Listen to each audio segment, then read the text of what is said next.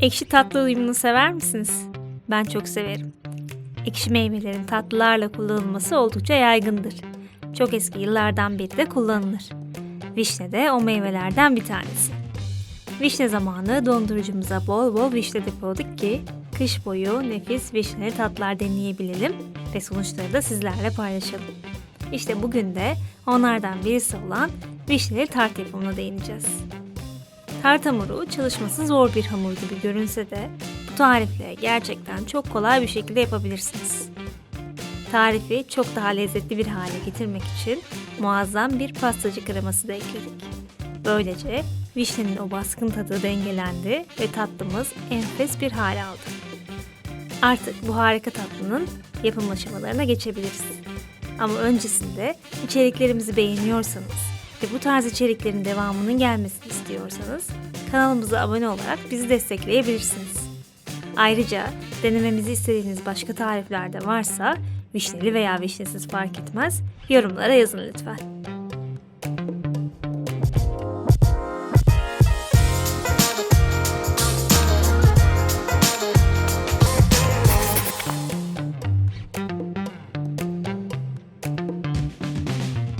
Tart hamuru yağlı ve yumuşak olması nedeniyle çalışılması zor bir hamurdur. Daha rahat çalışmak için kullanmadan önce dolapta mutlaka bekletip soğutuyoruz. Bu yüzden tarife önce bu hamuru hazırlamakla başlayacağız. Derin bir kaseye un alıyoruz. Üzerine de soğuk tereyağını. Malzemelerin soğuk olması önemli.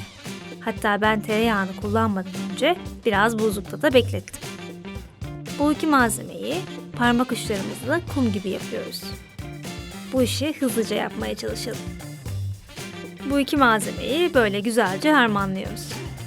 Şimdi bu karışıma diğer malzemeleri ekleyelim. 1 adet yumurta sarısı, şeker, vanilya ve 1 fiske de tuz. Hepsini fazla yoğurmadan bir hamur haline getiriyoruz. Bu işlemi mümkün olduğunca hızlı yapmaya çalışın. Hamur hazır. Üzerini kapatıp dolapta dinlendirelim. Hamurun soğumasını beklerken pastacı kremasının hazırlanmasına geçebiliriz. Tenceremize sütü koyuyoruz. Sonra üzerine katı malzemeleri ekliyoruz. Un ve nişasta.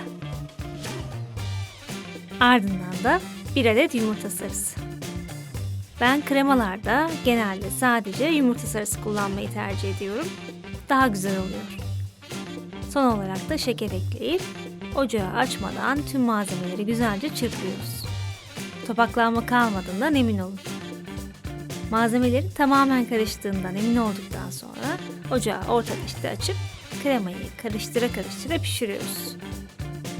Karıştırmayı bir anlık bile bırakırsanız kremada topaklanmalar oluşabilir ve pürüzsüz bir pastacı kreması elde etmeniz zor olur. Krema kaynama noktasına gelince koyulaşacaktır. Ocağı kapatıp hala sıcakken içine 1 kaşık kadar tereyağı ve vanilya ekleyip yağ eriyene kadar karıştırıyoruz. Kremamız nefis bir hal aldı. Şimdi bunu bir kaba aktaralım ki çok daha kolaysa olsun. Kabuk bağlamaması için de ara sıra karıştırmayı da unutmayalım.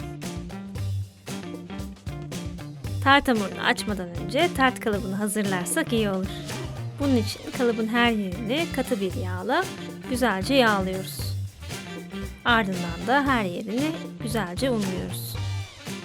Bu unlama ve yağlama işini düzgün yaparsanız tartın kolay çıkmasını garantilersiniz. Bu arada alt kısmı çıkan bir tart kalıbı kullansanız çok daha iyi olur. Kalıp dolapta beklerken hamur açmaya başlayabiliriz. Hamur biraz yapışkan yapılı olduğu için 2 yağlı kağıt arasında açmanız çok daha iyi olacaktır. Hamuru bir merdane yardımıyla kalıbımızın büyüklüğüne göre ince bir şekilde açıyoruz. Ben kıtır kıtır bisküvi gibi bir hamur olsun istiyorum. Bu yüzden de ince açıyorum. Size de hamuru kalın açmanızı tavsiye etmem. Bu şekilde daha güzel oluyor.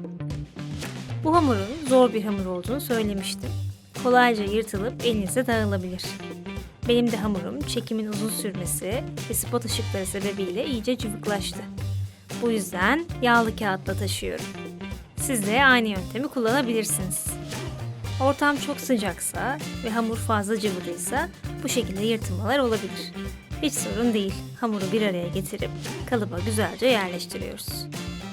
Kenar kısımları biraz daha kalın olmalı. Gerekirse yama yapabilirsiniz. Görüntüsü güzel olsun istiyorsak bu kenar kısımlarını güzelce doldurup düzeltmemiz gerek. En son bir bıçak yardımıyla fazlalıkları alabilirsiniz. Şimdi çatalla hamurun her yerinde böyle delikler açıyoruz. Kenar kısımlarında da tabii. Artık fırına girmeye hazır. Ama ısıyla birlikte hamurun kabarmasını istemiyoruz. Bu yüzden üzerine yağlı bir kağıt koyup içine tamamen bir ağırlıkla dolduracağız. Ben nohut kullandım. Fasulye, barbunya gibi diğer bakliyatlar da olur. Tamamen içini doldurun ve kenarlarının da boşta kalmadığından emin olun. Şimdi pişirme. 180 derecede önceden ısıtılmış fırında 10 dakika kadar pişecek.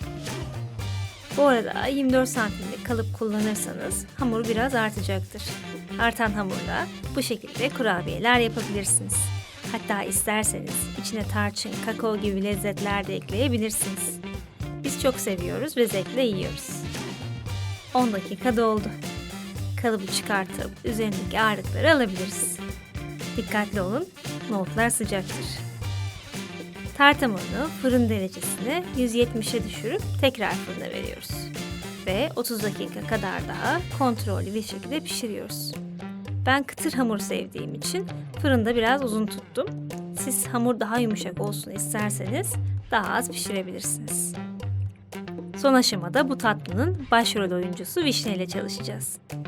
Dondurucuya vişneleri atarken vaktim olmadığı için çekirdeklerini çıkartamamıştım. Şimdi çözüldükten sonra böyle bir pipetle kolayca çıkartıyorum. Bu iş için özel bir aparatınız yoksa böyle cam veya çelik bir pipet kullanabilirsiniz. Çekirdeklerini ayırdığımız vişneleri suyuyla birlikte bir sos tenceresine aktarıyoruz. Üzerine de şeker. Ocağın altını açıyoruz ve kaynamaya bırakıyoruz. Ben bu tarz soslara tarçını çok yakıştırıyorum. Bir adet de kabuk tarçın koydum bu yüzden.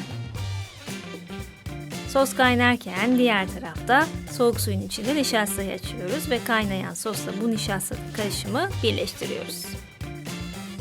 Sos hemen koyulaşacaktır.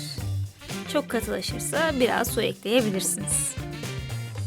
Lezzet için biraz da vanilya. Sosumuz hazır. Soğuması için bir kenara alalım. Krema da bu arada iyice soğudu. Son bir dokunuş olarak bir kaşık labne ekleyip güzelce çırpıyoruz. Krema çırptıkça biraz kabaracak ve enfes bir hal alacak. İpek gibi dokusuyla çok lezzetli bir krema oldu. Tart hamuru da pişti ve oda sıcaklığına geldi. İçine önce pastacı kremasını yayıyoruz. 24 santimlik bir kalıp için krema ölçüsü çok ideal ama sizin kalıbınız daha büyükse kremayı biraz artırabilirsiniz. Üzerini güzelce düzlüyoruz. En üstte de muhteşem vişneli sosumuz. Muazzam bir görüntü. Ben vişne tadı çok baskın olduğu için vişne sosunu çok fazla kullanmadım. Pastacı kremasının üzerini ince bir tabaka halinde kapatacak kadar olması yeterli bence. Vişne sosu miktarını siz kendi damak zevkinize göre ayarlarsınız. İsterseniz benim gibi fıstıkla da süsleme yapabilirsiniz. Dolapta bekledikten sonra servis edilebilir hale geliyor. Keserken her bıçak darbesinden sonra bıçağı temizlerseniz temiz, güzel bir dilim çıkartabilirsiniz. Bir fincan çay veya kahve ile keyifle yiyeceğiniz bir nefis tatlınız hazır. Gerçekten çok güzel bir tatlı. Deneyin, ne demek istediğimi anlarsınız. Malzeme listesine her zamanki gibi açıklamalar kısmına ekledim. Malzeme detaylarına oradan da bakabilirsiniz. Henüz kanala abone olmadıysanız ekranın sağ altındaki abone ol simgesine tıklayarak bize güç verebilirsiniz. Şimdiden aramıza hoş geldiniz. Bir sonraki tarif videosunda görüşmek üzere. Afiyet olsun.